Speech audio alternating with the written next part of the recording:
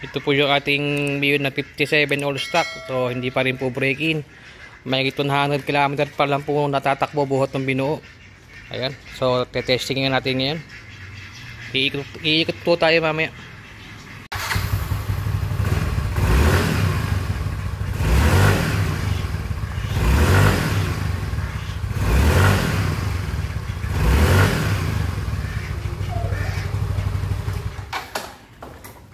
A few moments later.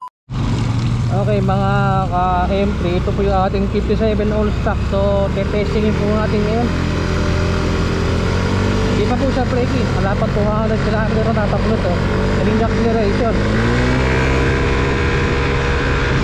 Lakas ng bigay. Mamaya pa ulit, tetestingin ko ulit.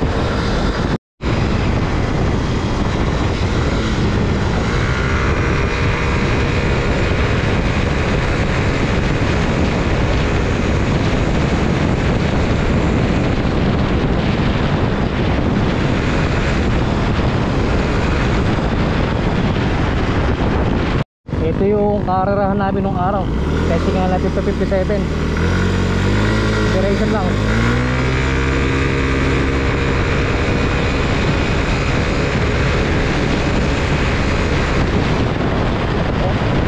Pero sa sarili lang ako kaya yung benta. Ang katulad mo stock eh.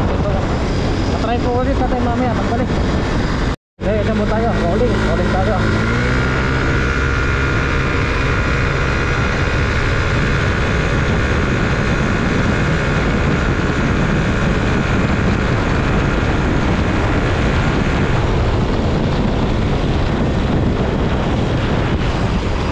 Okay, ito yung Mio natin na 57 all stock. Ayan.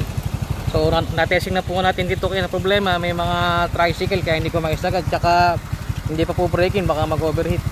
So okay na muna yun. Tsaka na tayo magpa-final test kapag break-in na po. Plug read po tayo ngayon. Kanina po na-rank natin sa highway. Ito yung sunog ngayon ng spark plug nya. Ayan. Teka, nag-auto focus.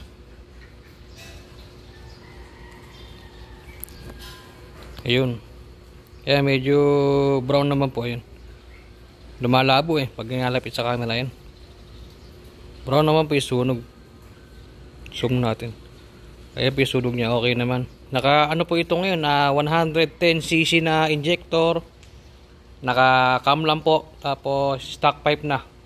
Naka valve spring yun lang po. Yun lang po binago namin dito. Tapos sport and polish.